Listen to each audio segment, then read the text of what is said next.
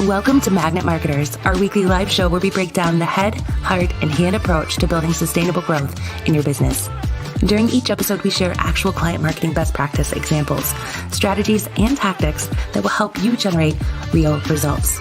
Our belief? A magnet always works better than being a bullhorn to attract, retain, and build your brand. Ready to dive into this week's Relationship Marketing Training Tuesday? Well, let's get started. Here's your host, Mike Gingerich and Jessika Phillips.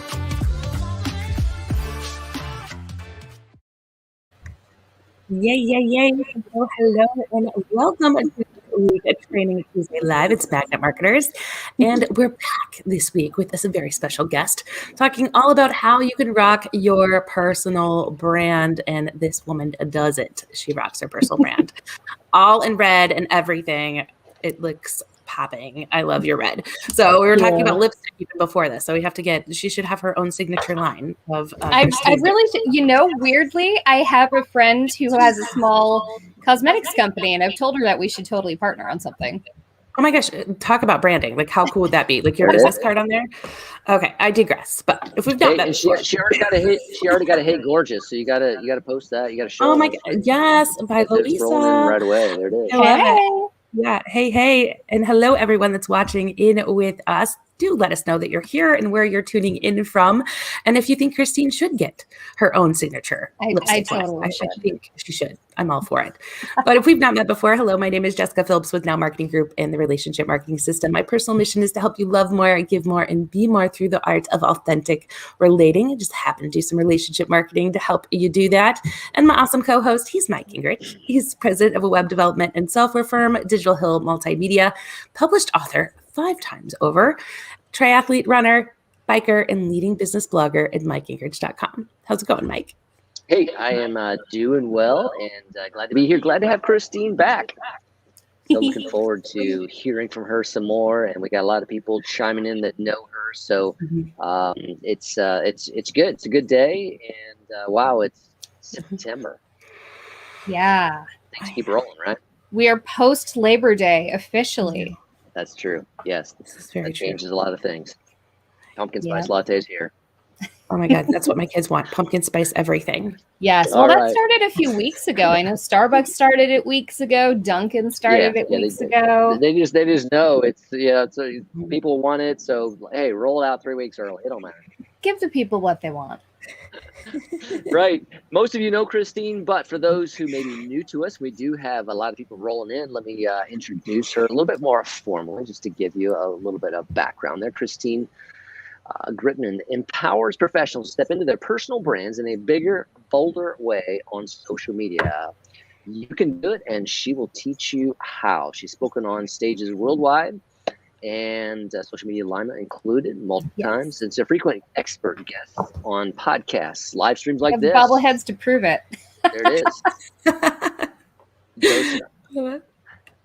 She's spoken on Twitter chats, blog posts, as well as hosting her own weekly Twitter chat. Let me get this right. #ChatAboutBrand. And she has a live interview show called Let's Talk About Brand. So it's all about brand. And that's what we're going to dive into today. Christine, thanks for being here. Thanks for having me. And yeah, I'm a little bit on theme. It's like all branding and red and branding and red. And I'm just thunking people over the head with it because that's branding. It works for you. And Megan also says, not only is it pumpkin spice latte month, it is the month of Megan. Nice. Megan, you deserve a whole month. I'm just saying. It really does. Yes, you really do. More than 1 month. all the ones. But Christine, I'm so glad to see you vibrant on here. You have like one of the brightest smiles too, and just perfectly outlined with the red lipstick.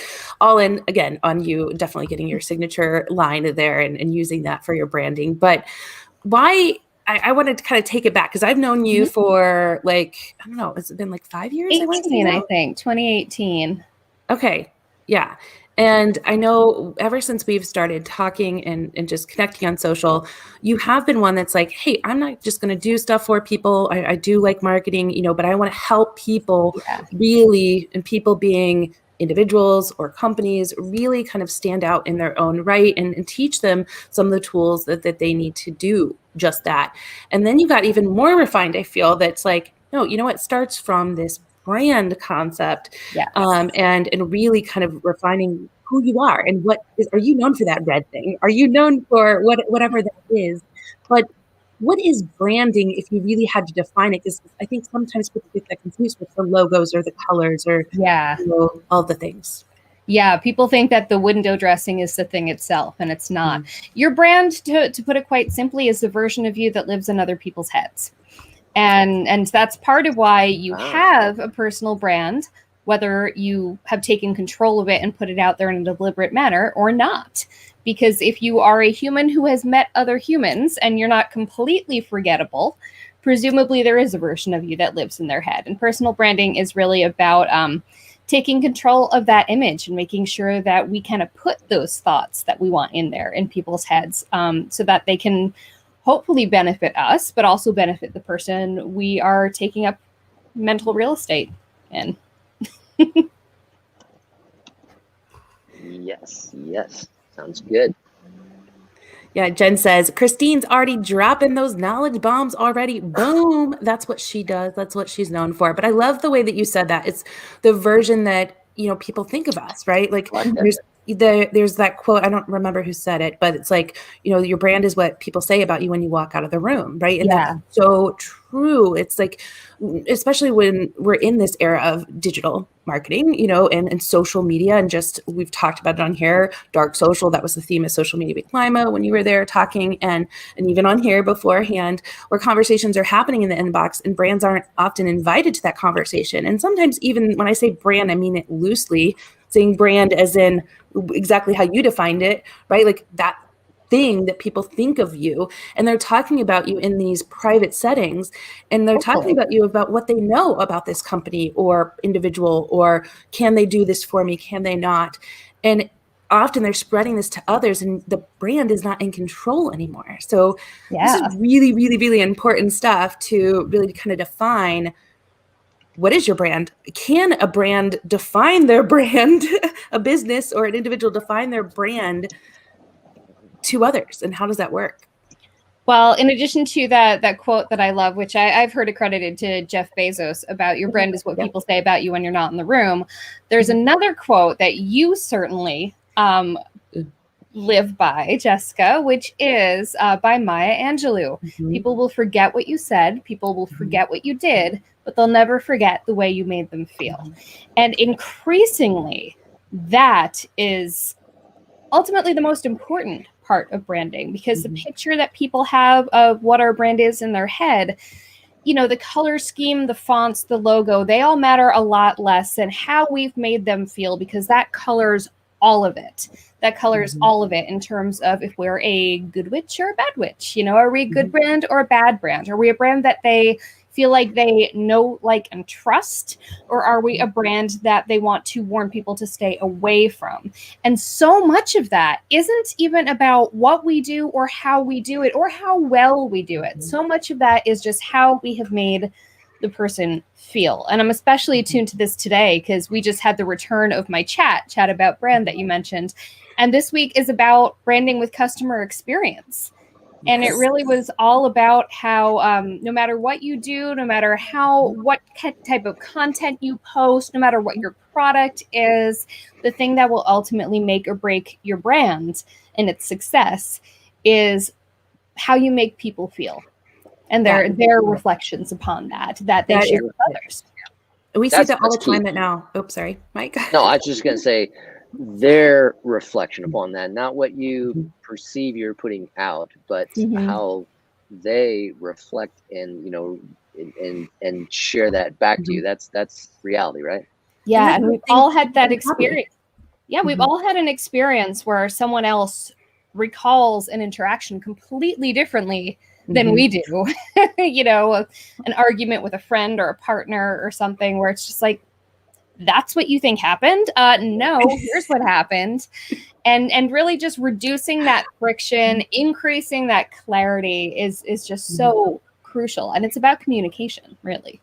So true. I love that you said it's, how we do it. And we say this a lot at Now Marketing Group. It's not what you do, it's how you do it. Meaning, like, how are you showing up? How are you making people feel? And what is it going to leave them ultimately thinking about the experience or the engagement that they had with you? And like you said, two different people can have a different reaction. I just took my daughter's homecoming dress shopping in Fort Wayne this past weekend. And when we were there, like, I want to go into Ulta, right? Like, too, when we're there. And for Ulta, for me, is like, I lose myself a little bit. And I'm like, oh, and it's like this magical place where, anything can happen.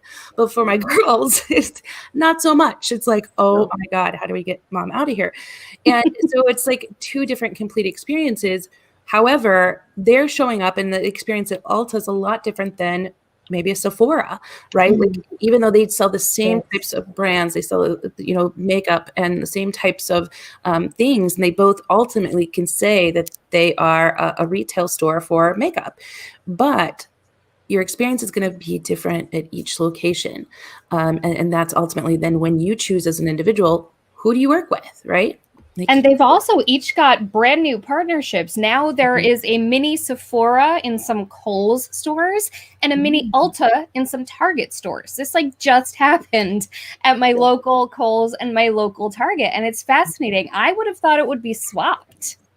Interestingly, I kind of feel like... I kind of like it like that. Target and Ulta, that would be my picks. So you see, I'm a Target girl and a Sephora girl. So I kind of wish Sephora was in Target, but if anything, it just means I'll go to Kohl's more now. But yeah, it's a different experience. Ulta is a very different store than Sephora, and they ultimately do the same thing. They carry most of the same lines. There's very few things.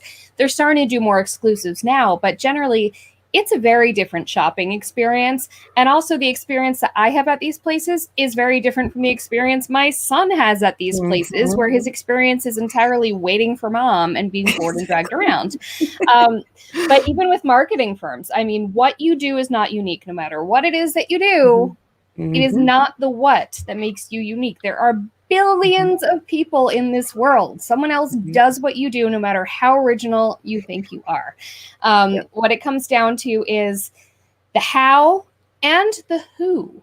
Do they feel like they're resonating with the person who they've come into contact with? Do they feel like they're resonating with the brand's message, the brand's values, the brand's content?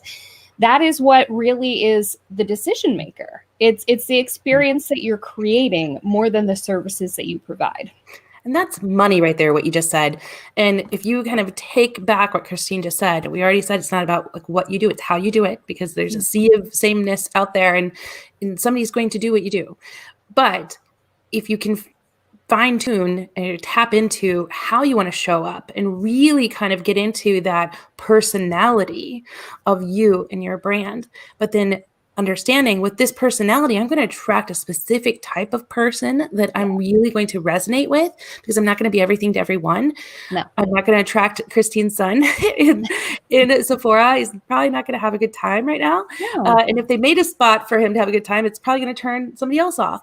But another part of that, like we just said, of partnering together, I've seen that a lot with organizations. And I really think, and that's the theme for next year, Social Media Week Lima, is co-create. Because I feel like more and more companies are aligning and joining forces, not only to co-create with their clients, but also with community that has that built in, like you said, the know, like, trust factor, but also the alignment of experience and that feeling, the thing that's really hard to articulate, that really does kind of amplify the brand and introduce it to another trusted built-in community. And that is so huge, because if you have an audience and you have their trust, a lot of a lot of influencers have been kind of bitten in the ass by this in recent years, because if you have built a community, those people trust you.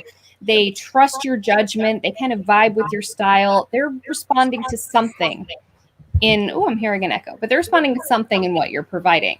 And if you break that trust by, essentially offering your audience and their attention for the use of somebody who is not going to make good use of it. If you partner with a brand that's out of alignment or that turns out to be shifty or whatever, you're going to lose that hard-won audience trust, because they'll say, you know what, we trusted your judgment and look what you gave us. You sold us out. Yeah. And that is disastrous. But at the same time, if you go the other way, if you come from a place of looking at your audience's needs first, and on who else could help fill those needs. And then you also look at who shares your brand values, because clearly your audience appreciates your brand values, right? They appreciate your brand values. They trust you. So if you are able to expose them to someone else who has the same brand values and is going to offer something of true value to them, not just the value they're going to pay you to loan them your audience, that is going to create a feeling of gratitude. It's going to enhance the trust that your audience feels in you, because they'll look at that and they'll say, oh, Jessika introduced me to this amazing person or product that has enhanced my life. Thank you, Jessika. I trust your opinion even more now. I trust even more that you have my best interests at heart. And that is so key when you're considering a partnership or an affiliation or anything of that sort. That's huge. That's huge, because if someone brings you a connection and it goes south, you reflect on that. Yeah. Not just on that, what went south, but on who brought you that. Like you said, you sold them out. Like, I like how you said, you don't want somebody that's going to sell you out. No. And I feel like too, that's kind of the key. If we kind of take it back to then identifying who you are as an organization, like, I think many of us heard about OnlyFans, and OnlyFans were like, okay, we're going to remove all of this, content that is a little bit more risque. They're forgetting who built them. Why do you think you have this market valuation? Because you built it on the backs of this particular market. Maybe it wasn't what they were originally intending the platform for, but the time to cut it off is not once you've made billions of dollars off of it. They've rolled it back now. Exactly. Yeah. Because it's like what you said, it's not, brands aren't what we originally sometimes define it as. You evolve with who you're creating with, co-creating with. And that's, your brand is this personality that is created by your community, the brand itself. And if you don't have that solidified at the very beginning, because if they would have had that solidified at the very beginning, that this is who they'd want to be, they wouldn't have attracted those people. It is also a very good example of you do not need to build an audience on every platform. I don't have an OnlyFans. Sorry. But you don't have to build on every platform, but you do need to understand the platforms. You need to understand the audiences on them and what those audiences are there for. I was just talking to somebody yesterday where they were like, what's going on with Clubhouse nowadays? Is anyone still on Clubhouse? And I actually think Clubhouse and Twitter Spaces, there's definitely room for both of them to coexist, because the audience, I feel, goes to them for different experiences. They are both technically, on the surface, they provide the same service. They both provide an opportunity for audio conversations. They both have speakers who can then approve if you can come up and ask a question or whatever or not. Their services are nearly identical. But the experience and the way the communities show up is different. Clubhouse, because it is a dedicated app to one particular content type, people will show up on Clubhouse because they're interested in consuming that content type. And as Brian Fanzo said at Social Media Week Lima, there's an element of serendipity in it for a lot of the heavy users. They like going on Clubhouse and just kind of seeing what conversations are happening, falling into rooms, discovering new things. And that's a different experience from what I think a lot of people are having on Twitter Spaces. I like Twitter Spaces better, because for me, it's not about that content type. For me, it's about yet another way to connect with my existing community on Twitter, and to expand that community by going into the rooms of people I already know, like, and trust, and joining their conversations and discovering more people in those rooms. I co-host a Twitter space on Thursdays with Madeline Sklar. She very generously opened her audience to me, which is amazing. And I meet new people in there every day, but those people generally are connected to me or to Madeline or to someone else who's already in that space. And furthermore, that space is built around Madeline's Twitter Smarter chat. So it's taking an existing community and serving them in a new way. So that's a totally different experience than Clubhouse is for most people. Even though it is functionally the same service, it serves their community in a different way with the same thing. I love that. And Mark was here last week and was talking about, just doing your own thing, right? And even if you're not first, right, like still showing up and doing something a little bit different. And that's just it, Christine. And I 100% agree with you. Like when I show up and I listen to Twitter Spaces, it's deepening a relationship or host something. It's deepening the relationship with the community that I have. Whereas when I go on Clubhouse, it's really about meeting and expanding that community, maybe connecting with someone, but then being almost like this introduction to like-minded audience there. And just the both of them feel different, but like you said, they do the same thing. So hopefully this is encouraging to anyone that's listening in. And if you want the recap of this, because we do want to connect you with Christine's links, she's got some really good stuff that's going to be dropping here in a week. I heard a little secret that's going to be dropping. I'll talk it up. I don't care. Yeah.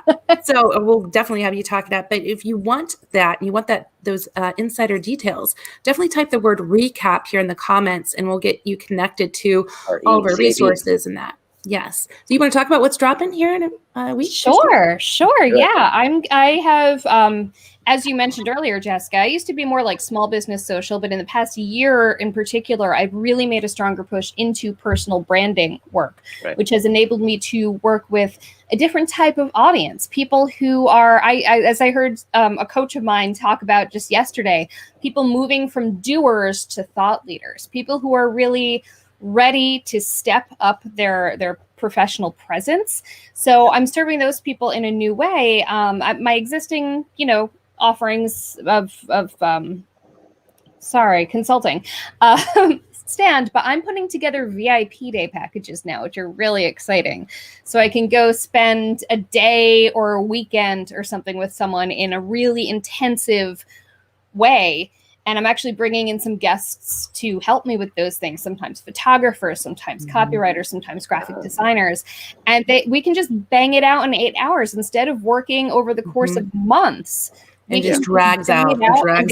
Yeah, they will walk out of that room with their personal brand, not only visually designed, but they'll have a content strategy. They'll have an engagement strategy. They will know how to amplify it moving forward. So that is what's dropping next week, my VIP day packages. Boom, boom, and boom. Yeah. Those days are money like that. I'm telling you, I've worked on it both with myself, had it, worked with others to help me in different areas, as well as, provide them as well in a different capacity. But I'm telling you, you get so much done there, and you're not messing around, right? Like it's like the get done day. Also, so many times with consulting, you teach someone how to do something, you encourage them, you coach them, but when it comes down to it, enacting it is up to them. Whereas in this type of done in a day, VIP day situation, they're leaving with a brand, period. Like they just are. So I'm excited. And you're getting it done then. Yeah, you're moving it. Highly encourage people to check that out. I do have two questions. I know we're already getting at time already, and I could talk to you about this forever. God, really? But I do have two. Yeah, I know already, like 38 minutes in. But I have two questions that I want to make sure that we hit on, because I feel like this is something that's misconstrued when it comes to personal branding. Is that okay? You can have a personal brand if you work for yourself, but if you work for an organization, like some organizations that are threatened by it, like can they coexist together, and how? That is such a red flag, I feel like, when your employer doesn't want you to build your personal brand, because it generally tends to mean a few things. Oftentimes it's because they feel threatened. They feel like if you have made yourself valuable, if you are standing in the truth of your own value in your personal brand, it means that someone else can just snap you up. You're a hot commodity. Yes, that's true. First of all, you should want the employee everyone wants. You should want those people. You should value them too. And second of all, that means treat them well so that they don't want to leave. If you have someone valuable in your organization, oh my God, cherish them, don't punish them, and tell them to be less. And another thing is that it shows that they are blind to the many different channels via which leads can come from, because leads don't only come through marketing and sales anymore. Leads, every single person in your organization is a part of your brand, is a part of your organization, and is a potential source for leads, because they're all humans who ideally have their own relationships and have their own circles and have their own worlds. So if you have someone who is actively dedicated to relationship building in the way that someone with a strong personal brand typically is, that opens up so many avenues for your organization if you are ready to treat that person right, to nurture them, and to make them want to serve the broader organization. If they feel loyalty coming from their organization, they will feel loyalty back, and it will benefit everybody. If they do not feel loyalty coming from your organization, then yes, you're right. The relationships they're building out there are probably going to result in you losing them. Mm-hmm. That is not on them. That is on you. Mic drop. Bam. All the mic drops with Christine. But no, I love no offense to Mike. We're not dropping you. You can stay. Yeah. You, Mike. We like you, Mike. But no, so a couple things you said there, I love all of it. But a few things that really stood out that I hope people picked up on is the first is that, like you said, people should be aligning, people being that company, that organization should be aligning, hopefully, if you've already developed your core personality of the brand with someone that is going to match up and have that same kind of purpose alignment, right? Conviction and clarity on what they want to do. And it's not to say that that has to be everything with their personal brand. Like I have a team member that is an amazing baker, right? But that's her thing. And she's amazing with it, but still why that is still relevant and why I want her to go all in on, doing that as well is because it fuels her, right? Like that's a creative side of her. And when you have happy team members, you have happy customers and clients and a core team. So even outside of just getting the sales because of expanding and connection, it is also, I feel like just they're more vibrant, right? And they feel respected and growing. But it, like you said, it's a good thing when your team members grow and thrive, because we can all learn more and connect with a newer audience, especially if we're aligned. I know Julia does this really well. Jen does this really well. I mean, all the team members do. But Julia, she works with now, and she's so our people, right? Like just happy, bubbly, and just love her to death. But she's, brought in then, Jeremy Lindenberg, I think is how you say his last name, Wholesome Media and his crew. But, she was aligned with them and connected with them because of her personal brand. And then we connected with them, and it's like expansion of like-minded people. And that probably wouldn't have happened the same way had she not been also standing out, even though she's working and doing now branded stuff, but her own brand, right? Like, absolutely. And you bring up a good point too, about Jacqueline and the baking, which is that fulfilled people bring a very different energy to your whole internal culture than unfulfilled people do. If people feel like they can't bring their whole selves to work, if people feel like they have to segment themselves, to cut pieces of themselves and who they are off, and if people don't feel like they have any energy left over at the end of the workday to live their lives, that is going to show up in the way that they show up to work, in the energy that they bring to interactions, both internal and external. It's ultimately going to wind up reflecting poorly on your brand, because the way that they represent your brand is going to be similar to how they represent themselves as a human being. So do you want someone who is a fulfilled, whole, satisfied human being who is happy? Or do you want someone who is miserable but feels like they can't do any better? It's kind of like not wanting your employee to have a personal brand is like not wanting your partner to look too good. Ooh, that's a good analogy. I like that. If you're that insecure, if Greg was like, "Don't wear red lipstick, you look too good in it, you're gonna leave me," that would be a red flag, people. Yeah. You're like, matter of fact, rock star and you're amazing, and that is what he should be saying, and that is why he gets me forever. Yeah. Like, you get the lipstick analogies, right? You get I do. Yeah. Julia says, love all the connections created because we are so all aligned on in values. Yes, values. And Jen says fact. Jacqueline says fact. All of them are completely agreeing with you, You Christine. have a very aligned team, Jess. I do. I love it. And then, Seriously, you know, can feel it. you expanded that out. We didn't even have time to really get into that. But just how you think of reflections upon all of us being at Social Media Week Lima, and how that's a content collaboration event of like-mindedness. You know, that's a tremendous thing that goes on, and how it's that a works reunion together. of friends. You get killer content. You get incredible things that move your business forward. I'm still looking through my crazy Twitter threads of the sessions that I live tweeted so that I can actually implement them in my business now. And so you do get that. But the main reason, I mean, you know that I was nervous before I came out. We had, you know, the outbreaks happening in the world and all these things. And the thing that ultimately got me to get on that plane happily, joyfully, and have a fantastic time is because I said, why am I really going? Why am I really going? And it was the people. It was because I needed that energy. I needed to be in that room with those people, because that is something you don't get from a recording. That is something you don't get from a blog post. That is something you don't get without being in the room where it happens, to quote Hamilton. And that is what got me there. And I'm so happy because it was, oh my goodness. I didn't even know how much I needed it until I was there. And I heard that from so many other people. It fills places you didn't realize were so empty. Yeah. But one thing I want people to get from that and what we're saying is that these things are intentional, right? So even though, like, we're talking about team members and how that expands your brand, and as you said, we've not really talked about logos and colors outside of Christine's beautiful red, but the brand is that personality. And so I know we're going to connect to Christine's resources here. So definitely type the word recap and we'll have the blog sent to you so you can get those links and see what the process is of getting these things started. But it is intentional. So when I'm picking speakers for the event, I'm not just looking at the title or what they say that they can speak on. I want to intentionally make sure that I've done some homework of, is this someone that practices what they preach?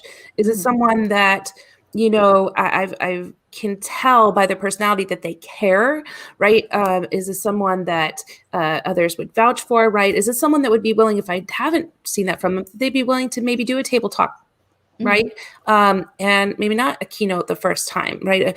Is it someone that's willing to stay there and not just pop in and jet out? Now, granted, those things happen, right? But, you know, what kind of personality is this person? And the same thing with team members, like taking the time to get to know them, not just me. I'll always have other team members pop in sometimes to an interview, or I encourage them to ask questions to other team members and say, please contact them and ask them the real questions of what it's like to be here. Because if you're intentional with it, that's going to keep it, keep the integrity, the conviction, and the clarity of your overall brand core, in my opinion, versus just kind of when you're loose with it, that's where it can break down and your OnlyFans can turn into what it turns into at the end of the day when you lose control over it. But absolutely.